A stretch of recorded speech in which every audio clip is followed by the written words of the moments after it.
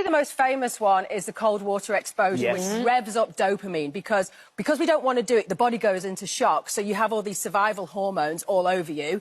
But very quickly, you will start feeling a self-esteem because you've done something you didn't want to do. However, there's a caveat with this. A lot of people do cold exposure every day and they become tolerant. My tip is flip a coin, right? Heads, you go into the cold, and I'm just talking about in the shower. You don't have to, you know, go into the Thames. Heads, you go into the cold. Tails, you don't, because the body is very clever at becoming tolerant, and you won't get that lift in dopamine, that lift in self-esteem, because the body expects it. Even doing it on a Monday, Wednesday, Friday, the body will learn. And so flip a coin. If you flick tails, you don't have to go in. It's a massive relief. Massive relief, yes. So either way, you win. So does cold plunge work? There's been a lot of evidence looking at cold exposure.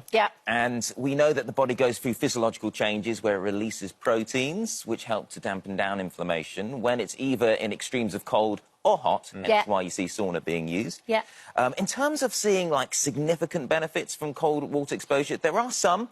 It's by no means huge, and there's more evidence that we need to collate from larger studies that are more controlled to really appreciate the benefits. However, harms are pretty minimal as long as you make sure that your health condition allows you to go through those kind of exposures and, of course, avoid hypothermia. So you need to ensure that you do this carefully. And you only need like 30 seconds and do it on the back of your neck, so you're just activating that vagus nerve, the soles of your feet, and then get out. That's it.